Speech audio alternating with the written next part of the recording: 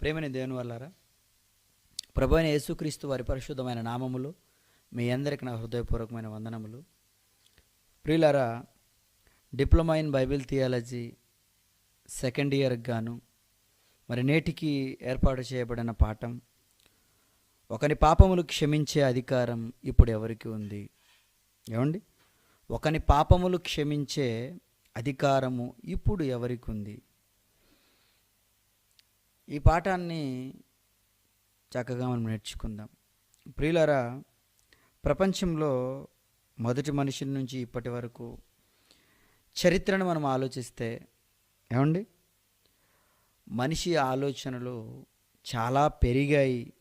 మనిషి చాలా జ్ఞానవంతుడిగా, గొప్పవాడుగా మారిపోతున్నాడు అని చెప్పటంలో ఎలాంటి సందేహం లేదు. మనిషి మారాడు అంటే ఎలా చెప్పగలం? వాడు గొప్పవాడుగా మారాడు అంటే ఎలా మారిపోయాడు? ప్రకృతిలో ఎన్నిటినో చూశాడు, ఎన్నిటి పట్ల విజయం సాధించగలుగుతున్నాడు. ఏమండి, గుర్రాలను చూశాడు, వాటి మీద ఎక్కి స్వారీ చేయగలిగాడు. అలాగే దీనికన్నా వేగం నేను పోలేనా అనుకొని ఎన్నో వాహనాలను కనుక్కున్నాడు, ఇంజన్లు కనుక్కున్నాడు. ఏమండి, పెట్రోల్ను వాటితో నడపగలుగుతున్నాడు. ట్రైన్ను కనుక్కున్నాడు.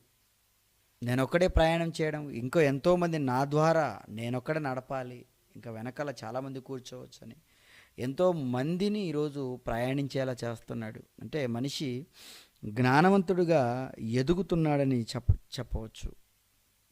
అదేవిధంగా ఎన్నెన్నో యంత్రాలను, మిషన్స్ను కనుగొన్నాడు.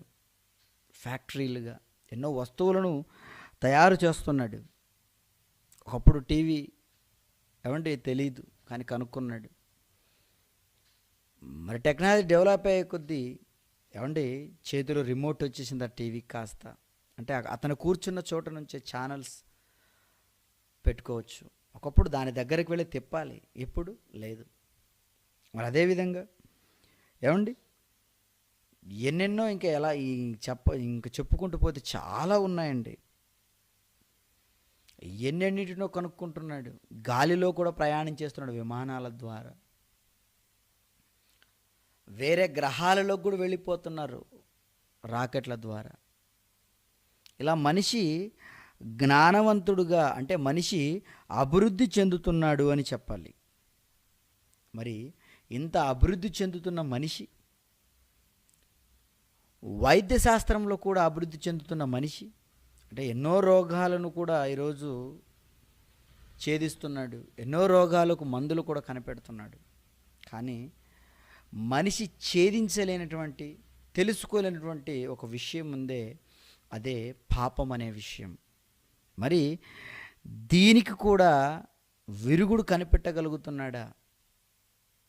ఏమండి, ప్రారంభపు మనిషి స్థితి నుంచి ఇప్పటి వరకు మనం ఆలోచిస్తే అన్నిటిలో రాణించగలుగుతున్నాడు, అన్నిటి గురించి తెలుసుకుంటున్నాడు, అన్నిటిలో గొప్పవాడుగా ఉంటున్నాడు.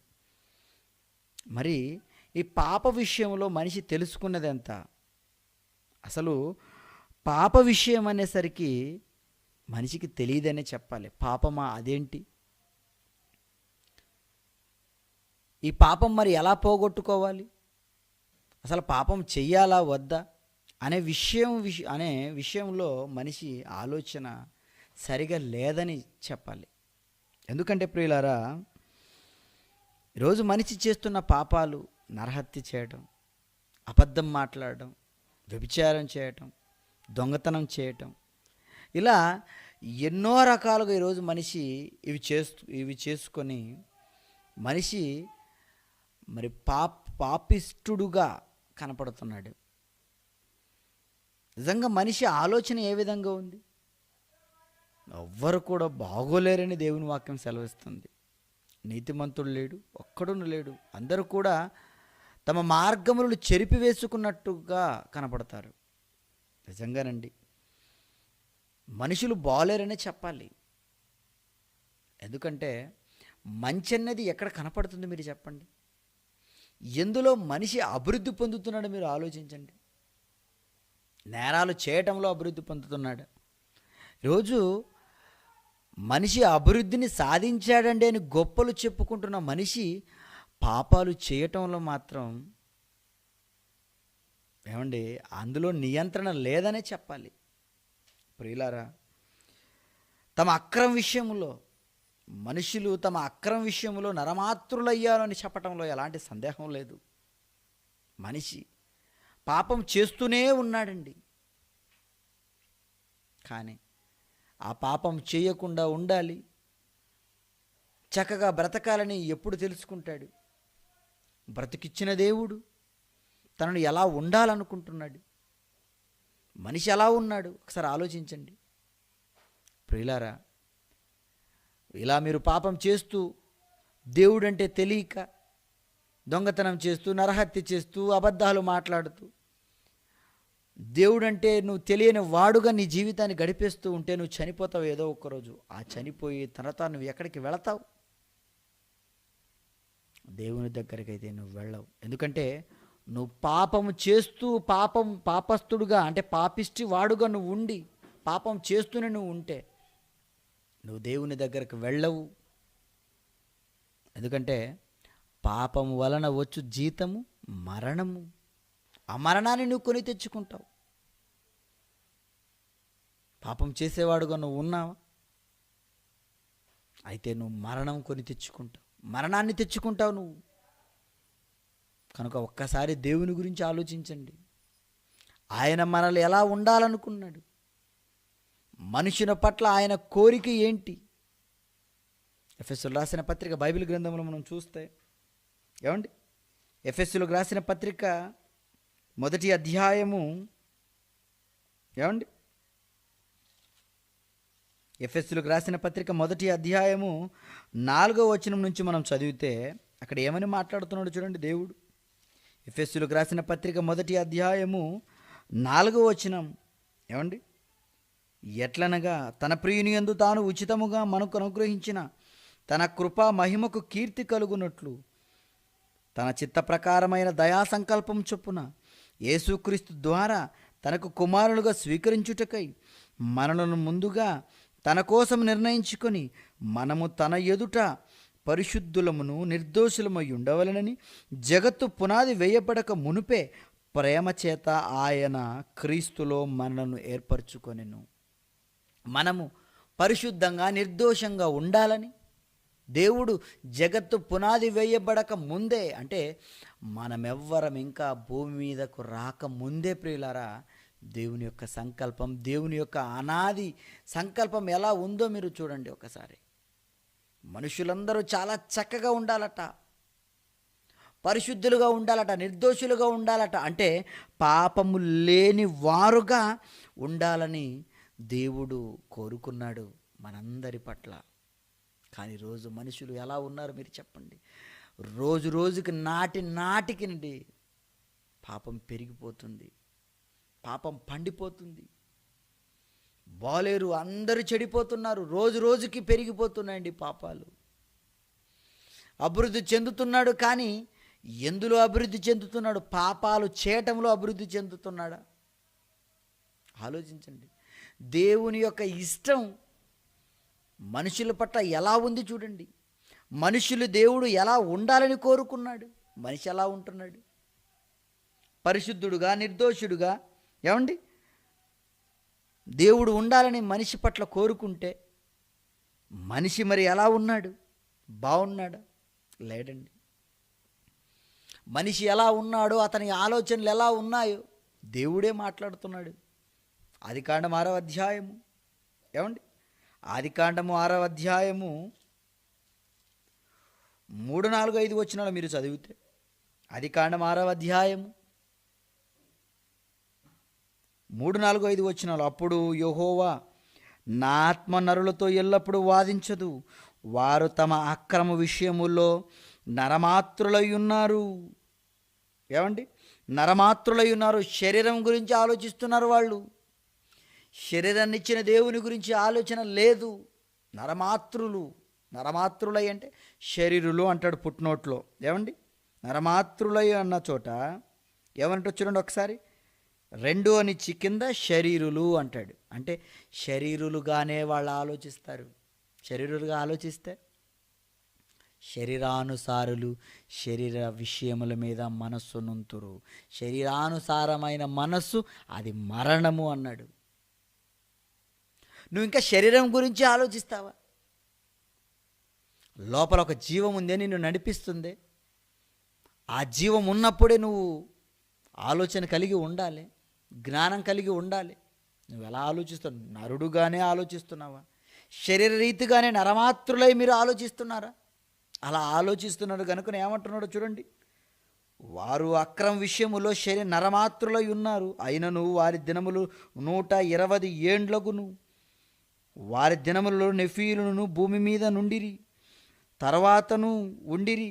దేవుని కుమారులు నరుల కుమారులతో పోయినప్పుడు, కిందకి అలాగే చదువుతూ 5వ వచనం, నరుల చెడుతనం భూమి మీద గొప్పదనియు వారి హృదయముల యొక్క తలంపులలోని ఊహ అంతయు ఎల్లప్పుడూ కేవలం చెడ్డదనియు యెహోవా చూచి తాను భూమి మీద నరులను చేసినందుకు యెహోవా సంతాపము నొంది తన హృదయములో నొచ్చుకొనెను. ఎందుకు నొచ్చుకున్నాడు దేవుడు? హృదయంలో నొచ్చుకున్నాడట దేవుడు. ఎందుకండి నొచ్చుకున్నాడంటే, బాలేరు, అందరూ బాగోలేరండి. మనుషులందరూ చెడిపోయారు, పాపము చేసేవారుగా ఉన్నారు. అందరూ భూమి మీద పాపం పెరిగిపోయింది, పండిపోయింది. లేపేస్తున్నాడు దేవుడు ఒక్కొక్కరిని లేపేశాడు. జల ప్రళయంలో నోవాహును అతని కుటుంబాన్ని తప్ప అందరినీ చంపేశాడు. కారణం, నోవాహు ఒక్కడే పాపము లేనివాడుగా నీతిమంతుడుగా కనపడ్డాడు. అతని కుటుంబం వాళ్ళని దేవుడు రక్షించాడు. మిగతా వాళ్ళందరినీ ఎందుకండి జలప్రళయంలో దేవుడు ముంచేశాడు? పాపం పెరిగిపోయిందండి. నీతిమంతుడు లేడు, ఒక్కడు కూడా లేడు. మళ్ళీ దేవుడు క్రొత్తగా నోవాహు ద్వారా మళ్ళీ ప్రారంభించాడు. ఇకనైనా చక్కగా జీవిస్తారని మళ్ళీ ప్రారంభించేశారండి. మళ్ళీ ప్రారంభమైపోయారు. మళ్ళీ పాపం చేసిన వాళ్ళని చూడండి, మళ్ళీ దేవుడు లేపేస్తున్న ఎన్నో సందర్భాలు మనకి బైబిల్లో కనపడతాయి. సొదొమ గొమర్రాలు. ఎందుకు సొదొమ గొమర్రాలు కాలిపోయాయి, భస్మం అయిపోయాయి? మీరు చెప్పండి. ఆకాశం నుండి అగ్ని గంధకాలు మళ్ళీ ఆ పట్టణాల మీద పడి ఎందుకు కాలిపోయాయి? పాపం ఎక్కువయింది. దేవుని చిత్తాన్ని గురించి ఎవరికి ఆలోచన లేదు. దేవుడు ఎలా బ్రతకమన్నాడో ఆలోచన లేదు. శరీరానుసారులుగానే ఆలోచిస్తున్నారు అందరూ. పాపం ఎక్కువైపోయింది కనుక ఏం చేయాలి? ఈ మనుషుల్ని ఏం చేయాలి? ఈరోజు ఇప్పటికీ మనుషులు బ్రతుకుతున్నారంటే ప్రియులారా, ఆయన క్షమ పెడుతున్నాడని మీరు ఒక్కసారి ఆలోచించాలి. ఏమండి? యెషయా గ్రంథము 43వ అధ్యాయము ఒకసారి చదువుదామండి. యెషయా గ్రంథము 43వ అధ్యాయము 25వ వచనాన్ని మనం చదువుకుందాం. యెషయా గ్రంథము ఏమండి 43వ అధ్యాయము, యెషయా గ్రంథము 43వ అధ్యాయము 25వ వచనాన్ని మనం చదువుకుంటే, నేనే నా చిత్తానుసారముగా నీ అతిక్రమములను తుడిచివేయుచున్నాను. ఇదిగో, నువ్వు మనిషిగా బ్రతకడం ఫెయిల్ అయ్యావు. నువ్వు పాపం చేస్తూనే ఉన్నావు కదా, నీకు ఒక అవకాశం ఇస్తాను. నీ పాపాలు నేను తీసివేస్తాను. నువ్వు వస్తావా నా దగ్గరకు? ప్రపంచంలో ఎవ్వరు తీయలేరు. ఏ వైద్యుడి దగ్గరకైనా నువ్వు వెళ్ళు, ఎవరు తీయలేనటువంటిది, ఎవరు తీసివేయలేనటువంటిది ఈ పాపము. ఏ వైద్యుడు అని దగ్గరకైనా వెళ్ళండి, తీసేస్తాడా? అయ్యా, నేను పలానా పాపాలు చేశానయ్యా, నా తుడిచివేయండి అయ్యా. అతనేం తీయగలడు? నీ రోగాన్ని తీసివేస్తాడేమో. నీ పాపం తీసివేసేటువంటి ఆయన దేవుడు. కారణం, ఆయనే నిన్ను చేశాడు. ఈరోజు ఆయన గురించిన ఆలోచన మనిషికి ఉందంటారా? మీరు చెప్పండి. ఆయనే ఒక మెట్టు దిగాడని చెప్పాలి నిన్ను రక్షించడానికి. నువ్వు పరిశుద్ధుడుగా, నిర్దోషుడుగా నువ్వు బ్రతకడానికి ఏం చేస్తున్నాడో చూడండి. ఆయన ఏం చేస్తున్నాడండి? 25వ వచనం, నేనే నా చిత్తానుసారముగా నీ అతిక్రమములను తుడిచివేయుచున్నాను, నేను నీ పాపములను జ్ఞాపకము చేసుకొనను.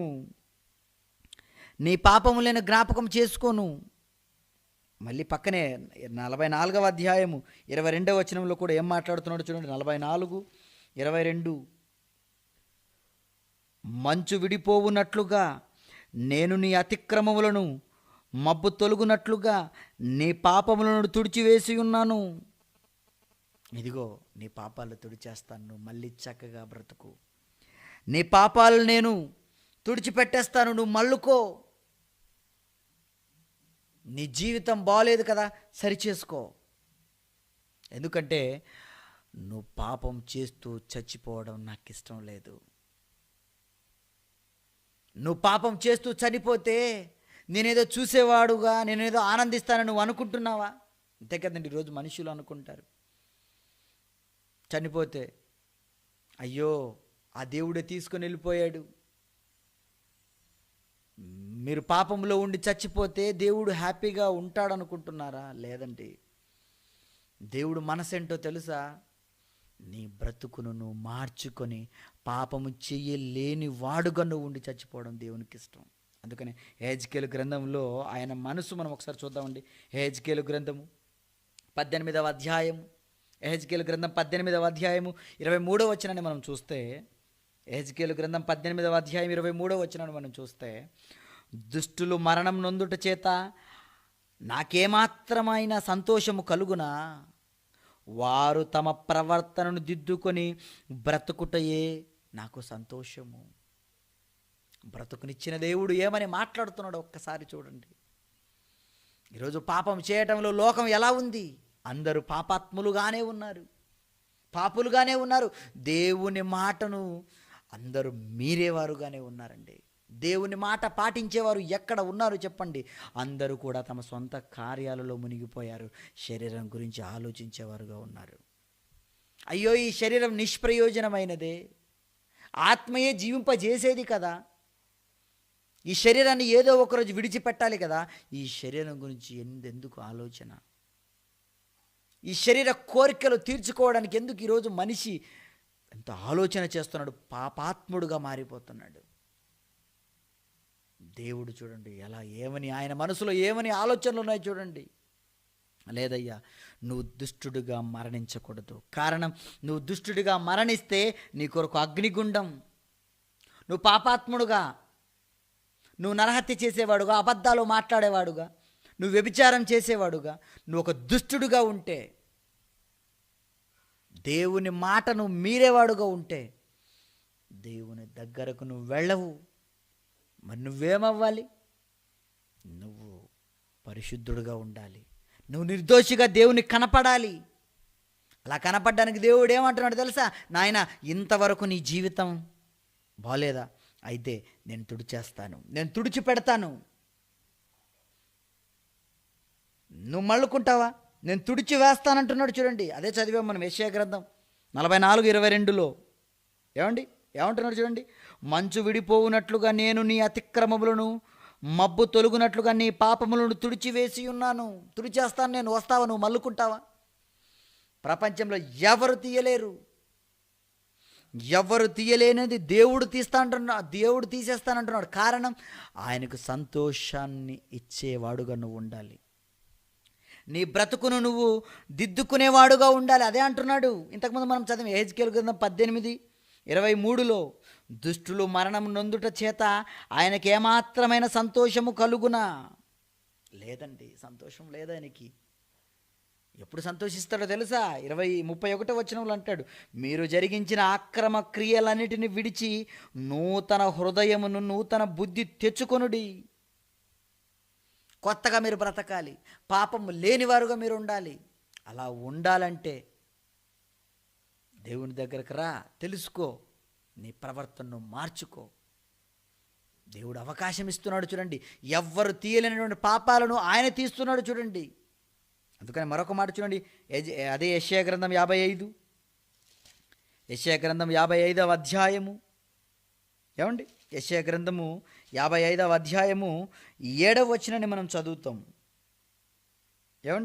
యెషయా గ్రంథము 55వ అధ్యాయము 7వ వచనం నుంచి ఉన్నతమైన 55:7 భక్తిహీనులు తమ మార్గములు విడవవలెను, దుష్టులు తమ తలంపులను మానవలను. వారు యెహోవా వైపు తిరిగిన ఎడల ఆయన వారి యందు జాలిపడును. వారు మన దేవుని వైపు తిరిగిన ఎడల ఆయన బహుగా క్షమించును. బహుగా క్షమించును. ఏమంటున్నాడు చూడండి ఇక్కడ. భక్తిహీనులు తమ మార్గములు విడవవలెను. ఇంతవరకు నువ్వు భక్తిహీనంగా ఉన్నావా? అయితే నీ మార్గమును విడిచిపెట్టాలి. అవునండి, ఈరోజు మనుషులందరూ కూడా ఏమయ్యారో తెలుసా? మానవులందరూ కూడా తమ మార్గములను చెరిపివేసుకున్నారు. ఎక్కడికి వెళ్ళాలో అది మర్చిపోయారు. తల్లి గర్భములోనికి మనం ఎక్కడి నుండి వచ్చామో తెలుసా? దేవునిలో నుండి వచ్చాము. మరి చనిపోయిన తర్వాత అక్కడికే వెళ్ళాలి. కానీ మనిషి చెరిపేసుకున్నాడు ఆ మార్గాన్ని. ఆ మార్గం చెడిపేసుకున్నాడండి. ఎలా చెడిపేసుకున్నాడు? పాపము చేసి చెరిపేసుకున్నాడు, అక్రమము చేసి చెరిపేసుకున్నాడు, దుష్టుడిగా మారిపోయి చెడిపేసుకున్నాడు. అలా చెరిపేసుకున్న నీకు దేవుడే మళ్ళీ మార్గాన్ని ఏర్పాటు చేస్తున్నాడు. చూడండి, దేవుడే మార్గాన్ని, ఆయనే నీకు ఒక మార్గం చూపిస్తున్నాడు. ఏమంటున్నాడు చూడండి అక్కడ. భక్తిహీనులు తమ మార్గములను విడవవలెను. ఇంతవరకు మీరు పోయిన మార్గము చాలు. ఎంతవరకు బ్రతుకుతారు మీరు? ఎంతవరకు ఇంకా ఇలాగే పాపం చేస్తూనే ఉంటారు మీరు? లోకంలో అవిధేయుడుగా బ్రతుకుతావు, దుష్టుడుగా బ్రతుకుతావు. నీ వల్ల దేవునికి సంతోషం లేదు. బ్రతుకునిచ్చింది ఆయనే కదా, ఆయనకు సంతోషం లేదు. ఎందుకయ్యా వీళ్ళని చేశానని దేవుడు హృదయంలో నొచ్చుకుంటున్నాడు. ప్రియులారా, ఆలోచించండి ఒక్కసారి. దేవుడు బాధపడుతున్నాడు. మరి దేవుని బాధను తీర్చేవాడుగా నువ్వు లేవా? నీ పాపము తీసివేసేవాడుగా ఆయన ఉన్నప్పుడు నువ్వు ఆయన దగ్గరకు రావా? ప్రపంచంలో ఎవరు తీయలేరే దీన్ని. ఆయనే తీసివేసేవాడుగా ఉన్నాడు. చూడండి, మీరు యెహోవా వైపు తిరిగిన ఎడల ఆయన వారి యందు జాలిపడును. వారు మన దేవుని వైపు తిరిగిన ఎడల ఆయన బహుగా క్షమించును. మీరు తిరిగితే ఆయన కూడా మీ వైపు తిరిగిపోతాడు. చూడండి, అంత గొప్పవాడండి దేవుడు. ఏంటి, 6 అడుగుల మనిషిగా నువ్వు తిరిగితే ఆకాశ మహాకాశాలు సైతం ఆయన్ను పట్టజాలవే. అలాంటి దేవుడు నీ గురించి ఆలోచించి నీ వైపు తిరిగిపోతాడు. నీకున్నటువంటి ఆ పాపాలన్నీ, నువ్వు చేసినటువంటి అక్రమాలన్నిటినీ తీసివేస్తాడు. అలా తీసివేయాలంటే నువ్వేం చెయ్యాలి? నువ్వు తిరగాలి, నువ్వు తిరిగిపోవాలి మొదట. అందుకని అంటున్నాడు, మీరు ఆయన వైపు తిరిగిన ఎడల, యెహోవా వైపు తిరిగిన ఎడల ఆయన వారి యందు జాలిపడును. వారు మన దేవుని వైపు తిరిగిన ఎడల ఆయన బహుగా క్షమించును. మిమ్మల్ని క్షమించేస్తాడు మీరు తిరిగిపోతే. హెబ్రీయులకు రాసిన పత్రిక 8వ అధ్యాయం. హెబ్రీయులకు రాసిన పత్రిక 8వ అధ్యాయము 12వ వచనంలో కూడా ఏం మాట్లాడుతున్నాడు చూడండి. హెబ్రీయులకు రాసిన పత్రిక 8వ అధ్యాయము 12వ వచనం. నేను వారి దోషముల విషయమై దయగలిగి వారి పాపములను ఇకను ఎన్నడను జ్ఞాపకము చేసుకొనను. దేవుడు చెప్తున్నాడు చూడండి, నేనిక దయగలిగాను వారి మీద. వారు నా వైపు తిరుగుతున్నారు కదా, నేను వారి దోషముల విషయమై దయగలిగి వారి పాపములను ఇక ఎన్నడను జ్ఞాపకము చేసుకొనను. నేను జ్ఞాపకం చేసుకోను. వచ్చేయండి నా దగ్గరికి, మీ పాపాలన్నీ తుడిచేస్తాను. ఎంత గొప్ప భాగ్యం ప్రియులారా. ఈరోజు మనిషి తనకంటుకున్న రోగం పోవాలని ఎక్కడికెక్కడికో వెళ్ళిపోతాడు. ఎన్ని డబ్బులైనా ఖర్చు పెడతాడు. రోగం పోవాలనే నువ్వు ఇంత ఆలోచిస్తున్నావా? రోగం ఎందుకు పోవాలి? బాగా బ్రతకాలి కదండి. ఇంకొన్ని రోజులు బ్రతకాలంటే నాకు రోగం ఉండకూడదు కదండి అని అనుకుంటున్నావా?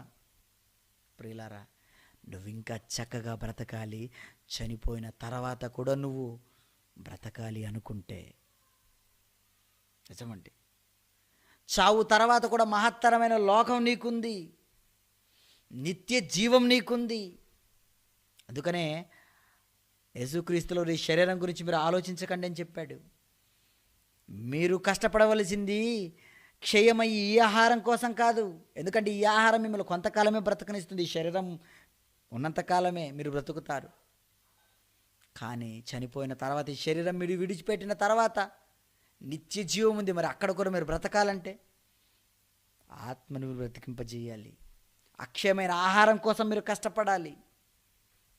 దేవుని దగ్గరకు మీరు రావాలి. ఆయనే మీకు ఇస్తాడది.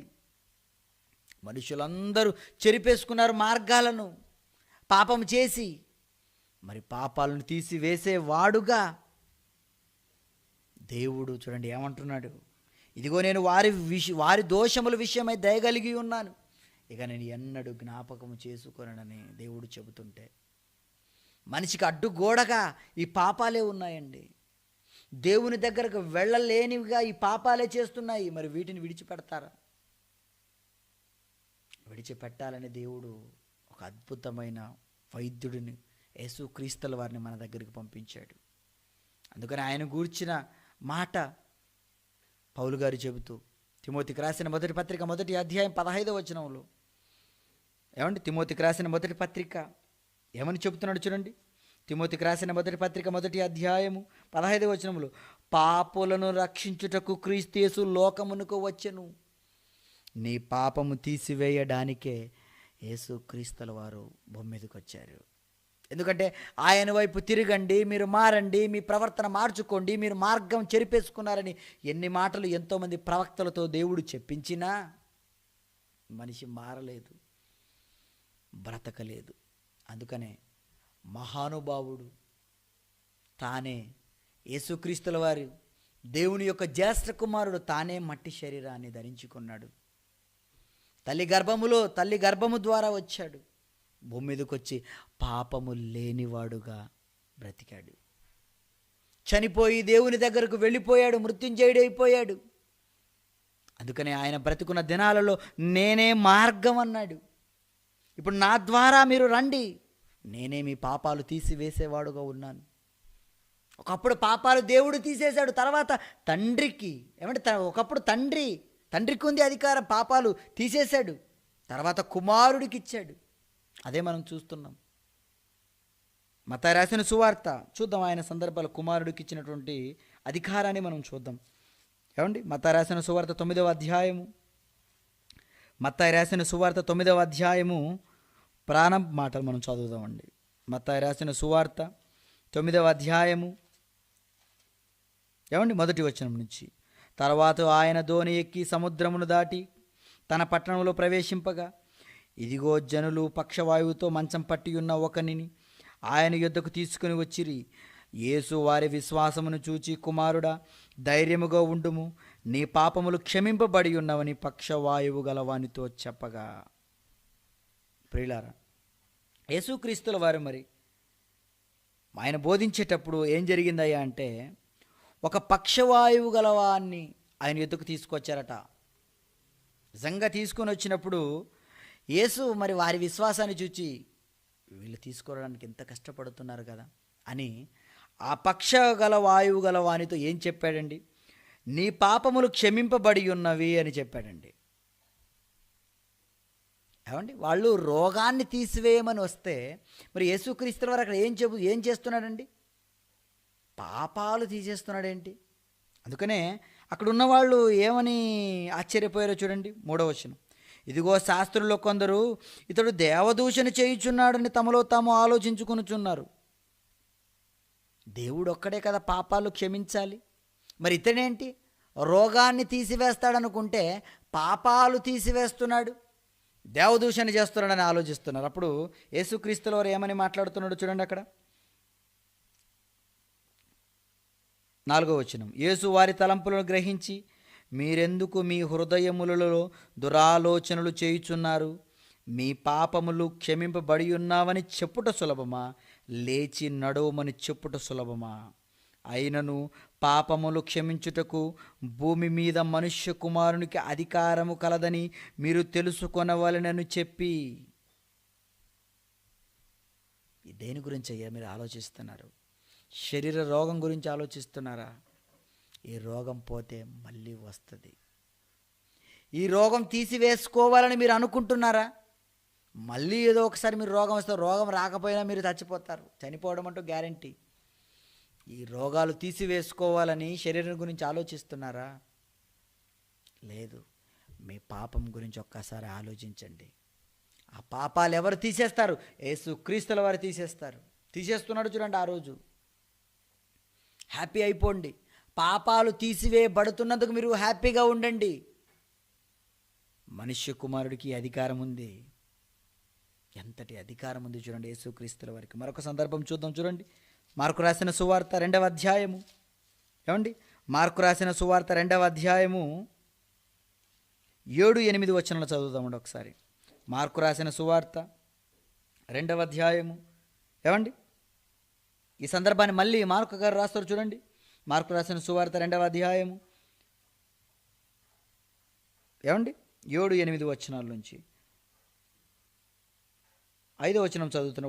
యేసు వారి విశ్వాసము చూచి, కుమారుడా, నీ పాపములు క్షమింపబడి ఉన్నవని పక్షవాయువుగానే వానితో చెప్పెను.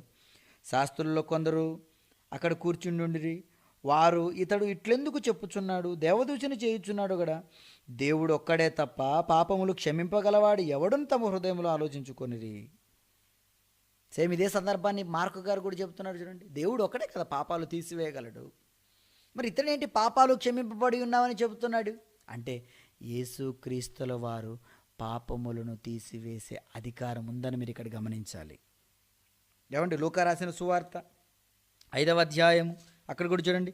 లూకా రాసిన సువార్త 5వ అధ్యాయము 21వ వచనము. లూకా రాసిన సువార్త 5:21. ఆయన వారి విశ్వాసమును చూచి, కుమారుడా, నీ పాపములు క్షమింపబడి ఉన్నవని వానితో చెప్పగా. అంటే పాపములను క్షమించే అధికారం, పాపములను తీసివేసే అధికారం ఎవరికి ఉంది చెప్పండి? ఒకప్పుడు దేవుడు తీసేశాడు ప్రారంభంలో. ఆయనే దయ కలిగి, దయ ఉంచి అందరి పాపములు తీసివేశాడు. తర్వాత కాలంలో యేసుక్రీస్తుల వారికి అధికారం ఉంది. ఏమండి? తర్వాత కాలంలో ఎవరికి ఉందండి? యేసుక్రీస్తుల వారికి ఉంది. కారణం, దేవుడే అధికారం ఇచ్చాడు ఆయనకి. చాలామంది రోగాలు తీసివేసుకోవడానికి వచ్చారు ఆయన దగ్గరికి. కానీ యేసుక్రీస్తుల వారు పాపములు తీసివేశాడు. కారణం, అధికారం నాకుంది అని చెప్తున్నాడు. అలాగే మరొక మాట చూద్దాం చూడండి. యోహాను రాసిన సువార్త 3వ అధ్యాయము. యోహాను రాసిన సువార్త 3వ అధ్యాయము. ఏమండి? యోహాను రాసిన సువార్త 3వ అధ్యాయము 35వ వచనము. ఏమండి? 3:35లో అని ఏం మాట్లాడుతున్నాడు చూడండి. తండ్రి కుమారుని ప్రేమించుచున్నాడు గనుక ఆయన చేతికి సమస్తమును అప్పగించి ఉన్నాడు. తండ్రి కుమారుని ప్రేమించుచున్నాడు గనుక. ఎందుకు ప్రేమించాడు యేసుక్రీస్తుని? ఎందుకంటే ఈయనే నా ప్రియ కుమారుడు, ఈయన యందు నేను ఆనందించుచున్నాడు. ఏ పాపం లేనివాడు కదండి యేసుక్రీస్తుల వారు. మన కొరకు ప్రాణం పెట్టడానికి వచ్చాడు. ఇదిగో మన అపరాధములన్నిటినీ ఆయన భుజాన వేసుకున్నాడు. నిజంగా మనుషులందరము పాపమున్నవారుగానే దేవుని కనపడ్డాము. అపరాధముల చేత, పాపముల చేత మనం చచ్చిన వారుగా ఉన్నాము. యేసుక్రీస్తుల వారు మనల్ని బ్రతికించడానికి, మనకి మార్గం చూపించడానికి భూమి మీదకి వచ్చాడు. అలా వచ్చినటువంటి ఆయన పాపములు తీసివేసేవాడుగా ప్రారంభంలో మనకు కనపడుతున్నాడు. అందుకని అంటున్నాడు చూడండి. కుమారుని యందు విశ్వాసం ఉంచువాడు నిత్య జీవము గలవాడు, కుమారునికి విధేయుడు కానివాడు జీవము చూడడు, కానీ దేవుని ఉగ్రత వాని మీదకి నిలిచి ఉండును. ఎవరైతే కుమారుని యందు విశ్వాసం ఉంచుతారో, యేసుక్రీస్తు ద్వారానే మాకు రక్షణ, ఆయనే మనకు మార్గం అని ఎవరైతే విశ్వాసం ఉంచి నమ్ముతారో వానిని నేను కాపాడుతానంటున్నాడు చూడండి. వాడే నిత్య జీవం గలవాడు అంటున్నాడు చూడండి.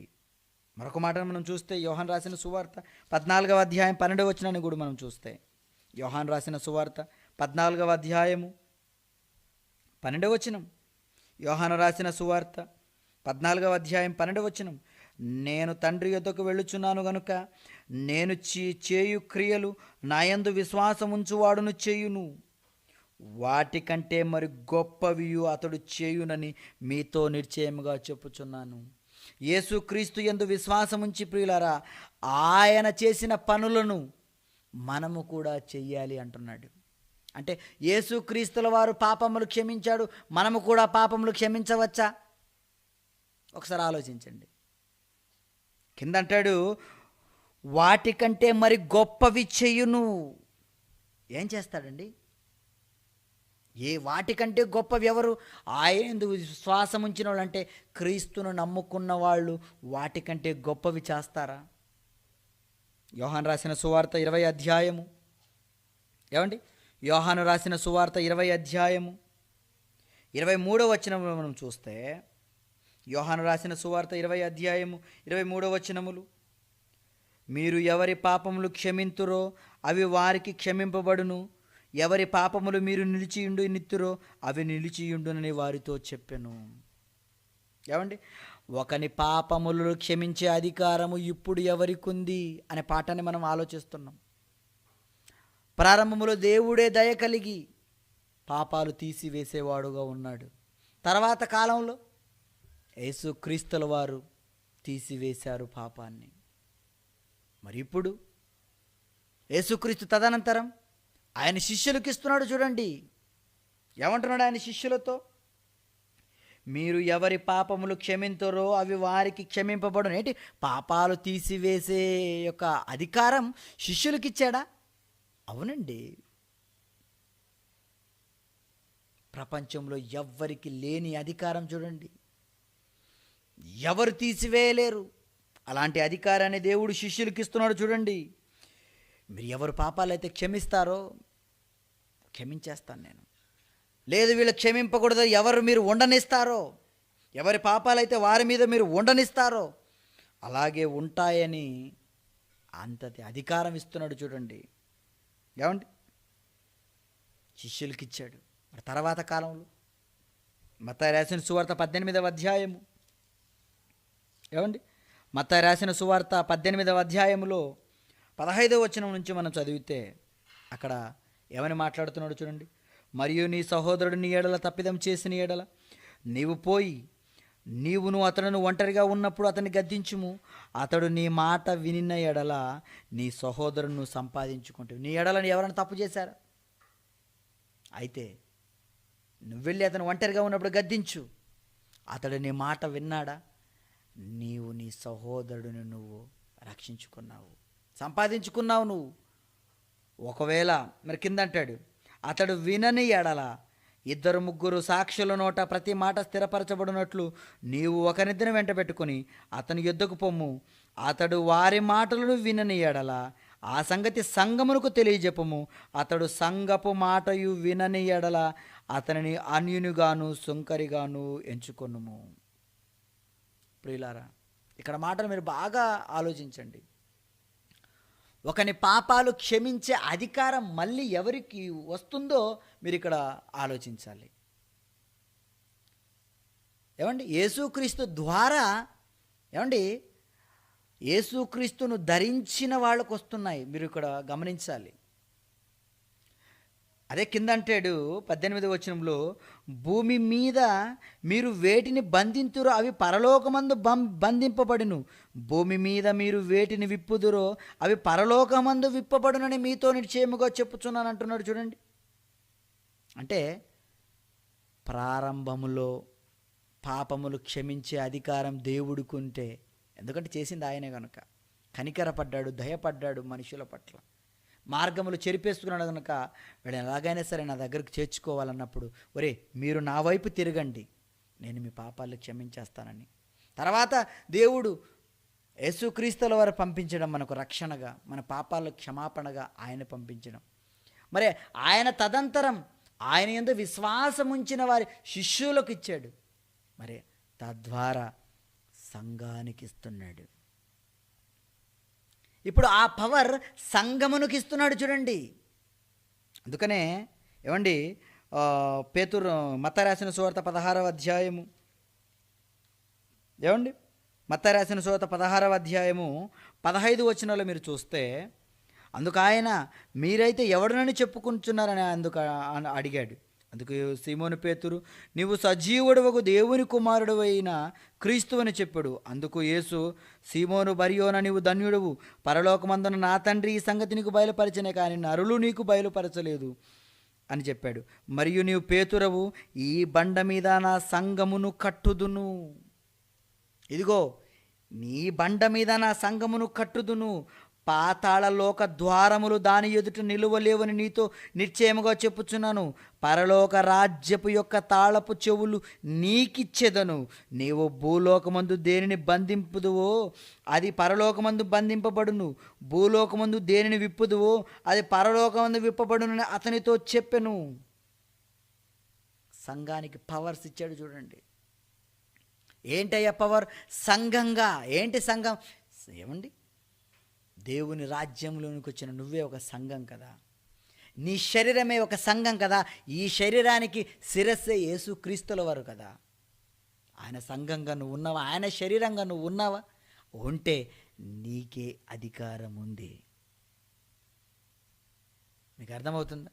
పాపాలు తీసివేసే అధికారం ఇప్పుడు ఎవరికి ఉందండి అంటే సంఘానికి ఉంది అధికారం. నిజమైన క్రీస్తు సంఘానికి ఉంది అధికారం, పాపాలు తీసివేసే అధికారం. అది Bible open university India international క్రీస్తు సంఘం. ఎవరండి పెట్టుకున్నారు క్రీస్తు సంఘం అని? ఈరోజు సంఘాల పేరట ముక్కలైపోయారు అందరూ. ఈరోజు ఆత్మీయ తండ్రి గారు గొప్పగా మాట్లాడగలుగుతున్నారంటే కారణం నిజమైన సంఘం. నిజమండి, ఆయనకే ఉందండి పవర్. ఏం మాట్లాడుతున్నాడు చూడండి అక్కడ. మీరు భూమి మీద ఏమండి వేటిని విప్పుతారో అవి పరలోకమందు విప్పబడతాయట. ప్రియులారా, పాపములు తీసివేసే అధికారం ఇప్పుడు ఎవరికి ఉందంటే సంఘానికి ఉంది. సంఘానికి ఇస్తున్నాడు చూడండి. ఎందుకండి సంఘానికి ఎందుకండి ఇచ్చాడంటే సంఘం అంటే యేసుక్రీస్తే కదండి. సంఘం ఎవరి మాటలు వింటుంది? శరీరం యేసుక్రీస్తుల వారు చెప్పినట్లే కదండి. కనుక ప్రియులారా, సంఘానికి ఉన్న పవర్, పాపములు తీసివేసే పవర్. ఎంత గొప్ప పవర్ దేవుడిచ్చాడు. పాపములు తీసివేసే అధికారం ఇప్పుడు ఎవరికి ఉందంటే సంఘానికి ఉంది. అది క్రీస్తు సంఘమునకు ఉంది. ఈ సంఘం ఎదుట, ఈ సార్వత్రిక దేవుని క్రీస్తు సంఘం ఎదుట ఎవ్వరు కూడా నిలబడలేరు. అంత గొప్ప ఆధిక్యత దేవుడి సంఘానికి ఇచ్చాడు. అలాంటి సంఘములో మీరు మేము ఉన్నాము. కనుక ఈ సంఘములో ఉన్నటువంటి మీరు ఎంత గొప్ప అధికారం కలిగి ఉన్నారో ఒక్కసారి ఆలోచించండి. కనుక నువ్వు మామూలుగా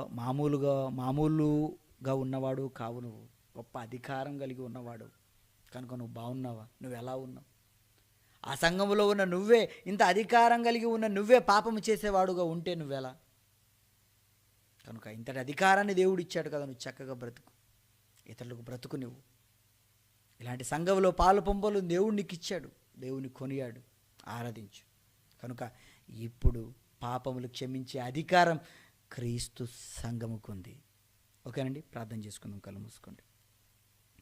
మమ్మల్ని మిక్కిలిగా ప్రేమించినటువంటి మా ప్రియ పరలోకపు తండ్రి, మీ ఉన్నతమైన మీ ఘనమైన నామానికి వందనాలు, స్తోత్రాలు. ఇదిగోనయ్యా, మనిషి అభివృద్ధి చెందుతున్నాడు, ఎదుగుతున్నాడు అనుకుంటున్నాడు. ఎందులో ఎదుగుతున్నాడు? పాపం చేయటంలో ఎదుగుతున్నాడు. నిజంగా ఆ పాపాన్ని తీసివేయడంలో ఎవరు లేరు నాయన. అందరూ రోగాలు తీసివేసే పనిలోనే ఉన్నారు, కానీ పాపాలు తీసివేయడం అది మీ ఒక్కరి వల్లనే సాధ్యం. మీరే వాటిని తీయడం ప్రారంభించారు, తుడిచివేస్తున్నారు. మేము మీ వైపు తిరిగితే తీసివేస్తానంటున్నారు. మార్గాలన్నీ చెరిపేసుకున్నారు. తర్వాత యేసుక్రీస్తు ద్వారా పాపములు తీసివేసి మాకు మార్గాన్ని వేస్తున్నారు. తర్వాత సంఘం ద్వారా మా పాపాలు తీసివేస్తున్నారు. ఇప్పుడైతే పాపాలు తీసే అధికారం క్రీస్తు సంఘానికే ఉందని మీరు బయలుపరిచారు. బయలుపరిచిన విధానమును బట్టి మీకు వందనములు. నేర్చుకున్న మేము విడిచిపెట్టకుండా ఆ సంఘములో నాయన సంఘ సభ్యులుగా సత్యమునకు స్తంభాలుగా నిలబడి లోకములోకి వెళ్ళి ప్రచారం చేయడానికి కావలసినటువంటి సహాయమును దయచేయమని, విన్నవారు వినటమట్టు కాకుండా విని గ్రహించి వాక్య ప్రకారం బ్రతికే వారుగా ఉండడానికి గల సహాయమును దయచేయమని యేసుక్రీస్తు నామములో ఈ ప్రార్థన అడుగుచున్నాను తండ్రి. ఆమేన్. అందరికీ వందనాలండి.